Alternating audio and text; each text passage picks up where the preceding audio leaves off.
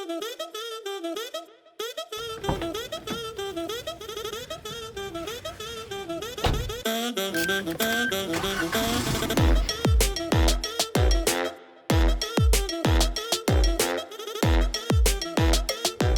हम चला रहे हैं 2020 सुजुकी ऑल्टो VXR। ये पाकिस्तान में सबसे ज़्यादा बिकने वाली गाड़ी है। वैसे ग्लोबली तो ये अब 8th जनरेशन में दाखिल हो चुकी है, लेकिन अगर हम पाकिस्तान में मेहरान और FX को इंक्लूड करें तो ये पाकिस्तान में चौथी आने वाली ऑल्टो है। अगर हम ऑल्टो की ओवरऑल पाकिस्तान में इंपॉर्टेंस की बात करें तो ये जो इस वक्त हम जिस गाड़ी में हैं, ये इस वक्त दुनिया में सिर्फ 2 जगहों पे मैन्युफैक्चर हो रही है, एक जापान और दूसरा पाकिस्तान। इसके कंपेटिटर्स में यूनाइटेड ब्रावो और प्रिंस पर्ल शामिल होती है। अच्छा, बाकी चीज़ें बताने से पहले तो राज जरा हॉर्न तो बजा के दिखाओ। अब हम बात करते हैं इसके एक्सटीरियर लुक्स के बारे में। अगर आप इसकी सीधे हाथ पे वेंट्स देखें तो 3 है और उल्टे हाथ की तरफ सिर्फ 1 है।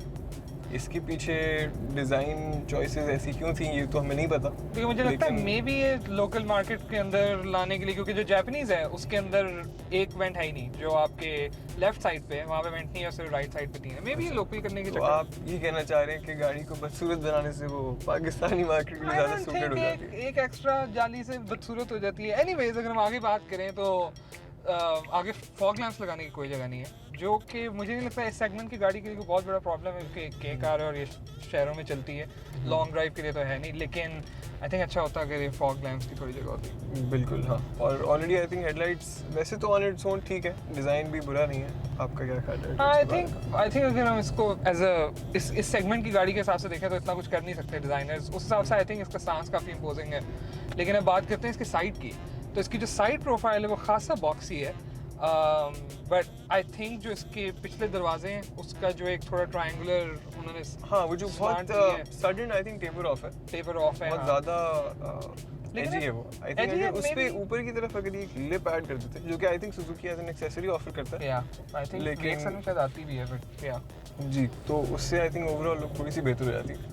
अगर आप फ्रंट हाफ देखें तो वो फिर भी ठीक है, जो पीछे वाला हाफ है बस वो एकदम से नीचे की तरफ जाता है, तो पीछे से काफ़ी ज़्यादा बॉक्सी शेप है। नीचे की तरफ जाने की बात करें तो इसमें 13 इंच रिम्स हैं, रिम्स नहीं है, व्हील कैप्स हैं, सिंपल स्टील व्हील्स हैं जिनके ऊपर कैप्स हैं, और मेरे ख्याल में खासे छोटे लगते हैं, लेकिन अगेन इस सेगमेंट की गाड़ी के लिए काफी इस गाड़ी के साइज के हिसाब से एप्रोप्रिएट है। हाँ, 13 इंच बहुत छोटे नहीं लगते। अगर आप सेगमेंट में और गाड़ियाँ देखें, फॉर एग्जांपल प्रोटॉन सागा में भी इसी साइज के आते हैं, हाँ, और वो पर्टिकुलरली छोटे लगते हैं, वो 14 इंच है, लेकिन वो फिर भी आई थिंक गाड़ी के साथ छोटे लगते हैं, लेकिन ये सही है, प्रोपोर्शंस आई थिंक मैच करती हैं। अगर हम इस गाड़ी को पीछे से देखें तो मेरे ख्याल में जो एजी लुक है, जो कि हमने साइड के बारे में बात की थी, वो पीछे भी कंटिन्यूड है।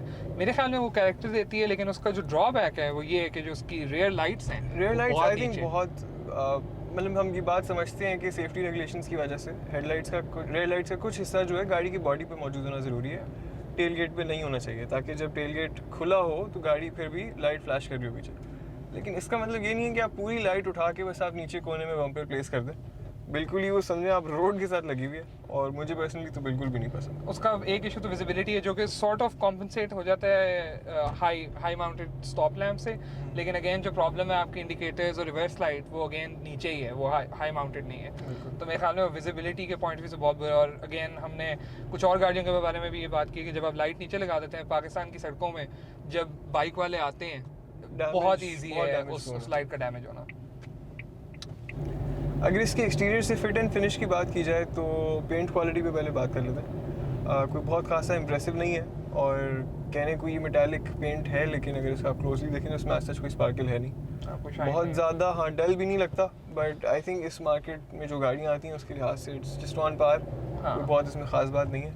इंपोर्टेड गाड़ियाँ अगर आप देखें इसी सेगमेंट जैसे थोड़ी सी ऊपर, तो उनमें आपको फ़ौरन एक ब्राइट शाइन में बहुत ज़्यादा रिफ्लेक्शन में फ़र्क नज़र आएगा।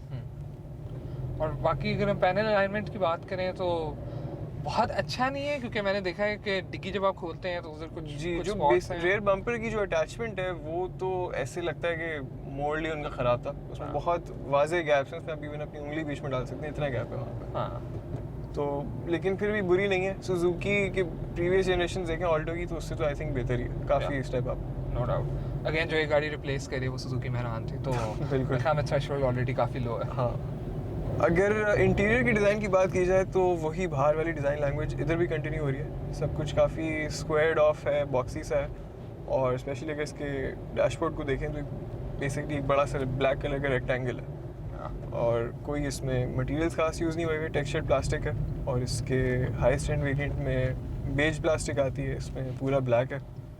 लेकिन वैसे अगर हम लेआउट की बात करें तो काफ़ी हद तक सिंपल है और फंक्शनल है, कोई खास फ्रिल्स नहीं है बट काफ़ी इजी टू यूज़, और आपके पास एसी के कंट्रोल यहाँ पे लेड आउट हैं और ऊपर आप एसी की वेंट्स की क्वालिटी आई थिंक अच्छी है, हाँ काफी स्टडी है। मुझे तो लगता है शायद ये स्विफ्ट राइट और लेफ्ट वाले तो आपके स्विफ्ट वाले ही हैं, बीच वाले डिफरेंट है, बीच वाले डिफरेंट है, बट देन अगेन क्वालिटी बुरी नहीं है आई थिंक। और बाकी एसी भी आपका वही है जो प्रॉब्ली आपको हर किसी सेगमेंट की गाड़ी में मिलता है, डिज़ाइन वाइज आई थिंक काफ़ी सिमिलर है। जहाँ तक हम टेक और कन्वीनियंस फीचर्स की बात करें कुछ भी नहीं है बस, तो कुछ खास नहीं है, लिस्ट बहुत छोटी सी है। जो VX मॉडल है उसके अंदर तो 2 स्पीकर भी नहीं है, ये लकीली VX आ रहा है तो हम थोड़े बहुत गाने लगा सकते हैं। अगर आपको टच स्क्रीन चाहिए तो वो VXL में अवेलेबल है। अगर हम गाड़ी के अराउंड एक नज़र दोहराएं तो इसमें कम से कम 12 आपको ब्लैंक स्विचेस दिखेंगे, जिसका मतलब है कि इसके जापानीज वेरिएंट में कम से कम 12 और फीचर्स अवेलेबल थे जो कि यहाँ पे पाकिस्तानी मार्केट में कैरी फॉरवर्ड नहीं किए गए। तो फीचर्स में लेकिन एक चीज़ है, कीलेस एंट्री इसमें आपको दी जाती है, वो भी मेरे ख्याल में अगर इमोबिलाइजर गवर्नमेंट मैंडेटेड ना होती तो शायद वो भी नहीं होता। बिल्कुल, मेरे ख्याल में एक यूनिवर्सिटी स्टैंडर्ड फीचर जो है वो पावर विंडोज़ का है, जो कि इस गाड़ी में मिसिंग है, जबकि ये एंट्री लेवल वेरिएंट नहीं है, VX आ रहा है, लेकिन इसमें भी आपको यूं करके इसका शीशा नीचे और ऊपर करना पड़ता है। ही साइड मिरर्स रिट्रैक्टेबल भी नहीं है और इलेक्ट्रिकली पावर्ड भी नहीं है, ये हाथ से हिलाने मैनुअली है, हाथ से एडजस्ट करना पड़ता है। सही है, अंदर करो और थोड़ा सा नीचे, बाहर करो, काफ़ी बाहर करो और बाहर, बस थोड़ा सा नीचे, बस थोड़ा सा बाहर, थोड़ा सा और बाहर, बस सही है।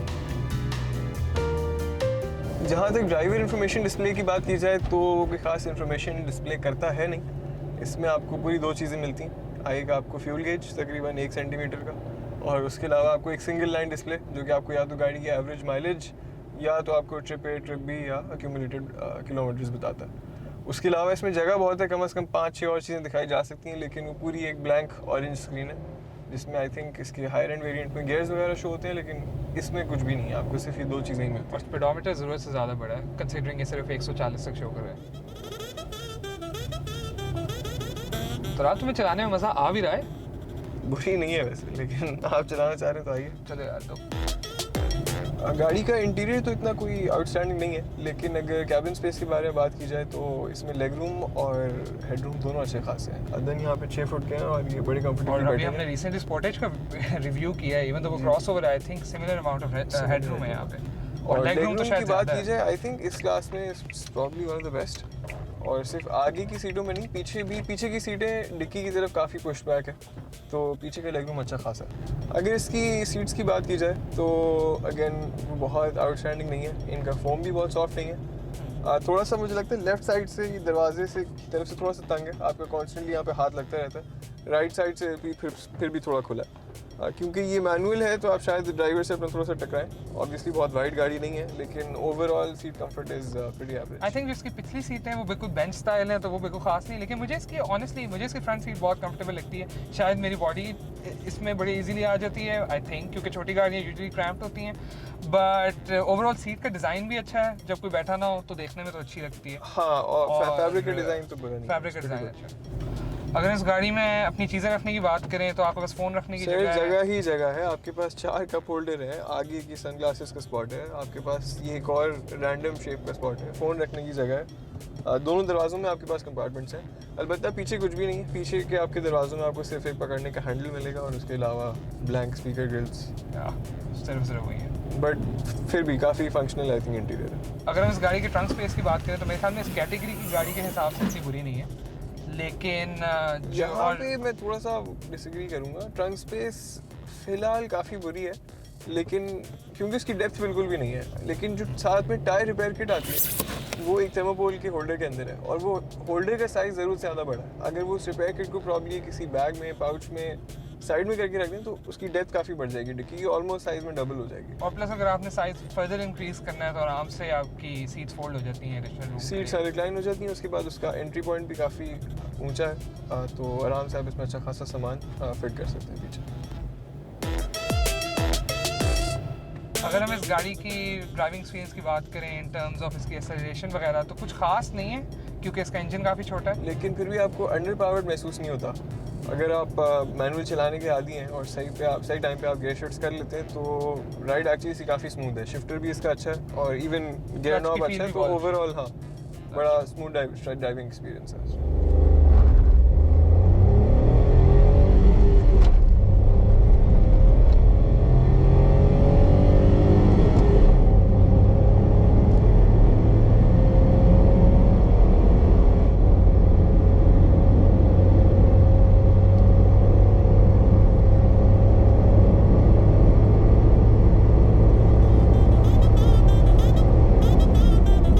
ब्रेकिंग की बात करें तो इसकी ब्रेक की भी परफॉर्मेंस अच्छी है क्योंकि हल्की गाड़ी है तो इसको कुछ खास बड़े ब्रेक्स की ज़रूरत नहीं है। फ्रंट में इसके स्टील डिस्क ब्रेक्स हैं और जो रेयर है वो अभी भी ड्रम यूज़ कर रहे हैं जो कि मेरे ख्याल में इस कैटेगरी में पासिबल है। और गाड़ी का वेट उतना ज़्यादा है नहीं, मोमेंटम इतना डेवलप होता नहीं, तो गाड़ी हाई स्पीड पे भी अराउंड सिटी कार है और बड़े मेरे आराम ख्याल से में रुक जाती है। ब्रेक सही है इसकी। अगर हम इस गाड़ी की सस्पेंशन की बात करें तो जो इसकी प्रीडिसेसर है उस हिसाब से तो एक बहुत बड़ी अपग्रेड है क्योंकि इसके फ्रंट में मैकफेरसन स्ट्रट है और पीछे टॉर्शन बीम है जो कि प्रीटी मच इंडस्ट्री स्टैंडर्ड है। कहने का मतलब है सुकून से आप इसको खड्डों में ले जाएं, कोई तंग नहीं करती। हमने इसकी काफ़ी टेस्टिंग की है। आपके जो प्रॉपर अच्छे खासे डेप्थ वाले खड्डे हैं उसमें आपको जाने में इतना कोई डिस्कम्फर्ट फील नहीं होगा। अलबत्ता अगर रोड हल्की सी आपकी स्मूथ बम्प्स वाली है तो ऑब्वियसली राइड बिल्कुल स्टेबल नहीं है, लेकिन फिर भी प्रीडिसेसर से ऑब्वियसली बहुत एक पूरा आई थिंक क्योंकि इसका सस्पेंशन का ट्रैवल अच्छा खासा है। मेरे ख्याल में पाकिस्तानी रोड्स के हिसाब से उन्होंने बनाई है तो आपको वही खड्डों वगैरह को निगोशिएट करने में प्रॉब्लम नहीं होती। अगर हम इस गाड़ी के व्यूइंग एंगल की बात करें तो मेरे हिसाब से तो लगता है जैसे आप रोड पे चला रहे हैं, बिल्कुल जैसे रोड पे बैठे हुए, क्योंकि आपके राइट साइड पे भी बिल्कुल क्लियर व्यू है, left front. I don't think इस गाड़ी के अंदर कोई ब्लाइंड स्पॉट है क्योंकि मेरे हिसाब से तो परफेक्ट व्यू है। आई थिंक थोड़ा सा मैं डिसएग्री करूंगा। आप एक्चुअली 6 फुट के हैं तो आपको फिर भी बॉनेट थोड़ा सा दिख रहा है। हाँ ये है। मेरी हाइट से बॉनेट बहुत हल्का सा मामूली सा दिखता है। हाँ, सीट ऑब्वियसली इसकी हाइट एडजस्टेबल नहीं है, लेकिन फिर भी बॉनेट इतना कोई बाहर प्रोड्यूस नहीं कर रहा तो बड़े आराम से उसको मैन्यूवर कर सकते हैं। बॉनेट के अंदर की बात की जाए तो उसमें एक 660 सीसी नेचुरली एस्पिरेटेड इंजन आता है। ये 5 स्पीड मैनुअल गियरबॉक्स के साथ है और इसमें 56 न्यूटन मीटर्स ऑफ टॉर्क है और 39 हॉर्स पावर प्रोड्यूस करता है। और ये ऑटोमेटिक ट्रांसमिशन में नहीं आती लेकिन AGS जो कि बेसिकली मैनुअल के ऊपर एक क्या लगाते हैं, एक सेंसर लगा देते हैं जो कि RPM के हिसाब से आपके गियर को चेंज कर देता है। तो अंदर से ट्रांसमिशन मैनुअली होती है, उसके ऊपर कुछ ऐसे पार्ट्स होते हैं जो कि शिफ्टिंग ऑटोमेटिक कर देते हैं। अगर हम इस गाड़ी के सेफ्टी फीचर्स की बात करें सर नहीं है तो अगेन नहीं है। इस गाड़ी में फॉर्चुनेटली क्योंकि VXR मिड टियर मॉडल है तो इसके अंदर ड्यूल एयरबैग्स हैं लेकिन ABS इसमें नहीं है। और VXL वेरिएंट में आई थिंक ABS आता है। ABS आता है तो मेरे ख्याल में सीट बेल्ट और एयरबैग्स के अलावा मेरे ख्याल में कोई और सेफ्टी फीचर नहीं है। वो लोकल मार्केट में ना ही इस कैटेगरी में आते भी हैं सच। अच्छा, इस गाड़ी की अगर फ्यूल एफिशिएंसी की बात की जाए तो 660 सीसी 39 हॉर्स पावर के हिसाब से इसका एवरेज अच्छा होना भी चाहिए और आई थिंक मुनासिब है अराउंड ये कंसीडरिंग इस गाड़ी में इको आइडल और इस तरह की गिमिक्स नहीं है। आई थिंक उस हिसाब से ठीक है। 16 to 17 देती है। कुछ लोगों से हमने अराउंड 20 भी सुना है। वो प्रॉब्ली AC पे और आपके ड्राइविंग स्टाइल पे डिपेंड करता है। ऑल्सो क्योंकि ये 660 सीसी इंजन वाली गाड़ी है तो इसमें लॉन्ग ड्राइव पे आप एक्सपेक्ट नहीं कर सकते कि कोई उल्टा लॉन्ग ड्राइव पे इसका कम होता है, एवरेज कम होता है बिकॉज़ आपका इंजन पावर बैंक ज़्यादा पे चल रहा होता है। एग्जैक्टली। अगर आफ्टर सेल सर्विस और पार्ट्स अवेलेबिलिटी की बात की जाए तो सुजुकी का dealer network all across Pakistan काफ़ी वाइड स्प्रेड है। हर जगह आपको मिल जाएगा, छोटे शहर में, बड़े शहर में। पार्ट्स की अवेलेबिलिटी का कोई मसला नहीं है। पार्ट्स इतने महंगे भी नहीं हैं। स्पेशली बम्पर्स और हेडलाइट्स जो कि which are more prone to damage, वो आपको बड़े आसानी से मिल जाते हैं और मुनासिब पैसों में मिल जाते हैं, which is I think a major factor जो लोग कंसिडर करते हैं इस तरह की गाड़ी खरीदते हैं। जब इसने देखा कि काफ़ी, और अगेन क्योंकि सुजुकी जद्दी पुश्ती इधर से ही है तो इनकी dealership network is not a problem. बिल्कुल। अगर हम ओवरऑल इस गाड़ी के बारे में बात करें तो मेरे ख्याल में मेहरान की मच नीडेड और काफ़ी हद तक एक लेट सक्सेसर है, काफ़ी ज़्यादा लेट सक्सेसर है। लेकिन जिस तरीके से मेहरान तकरीबन हर पाकिस्तानी की पहली गाड़ी थी, ये भी is shaping up to be हर जो एग्जिस्टिंग पाकिस्तानी अगेन ये कोई बहुत अच्छी वैल्यू फॉर मनी नहीं है। This model is around 1.4 million rupees और इसमें आपको कोई ऐसे खास फीचर्स नहीं मिल रहे सिवाय बस आई थिंक इसकी ड्राइव मुनासिब है। उसके अलावा कोई बहुत बड़े पॉजिटिव्स नहीं है इस गाड़ी के बारे में। लेकिन अगेन और आपके पास कोई कंपटीशन है नहीं, और इसका सबसे बड़ा सेलिंग पॉइंट आई थिंक यही है कि और कोई पाकिस्तान में कोई competition नहीं है। कंपटीशन है नहीं, जब भी ये पाकिस्तान की सबसे ज़्यादा बिकने वाली गाड़ी है।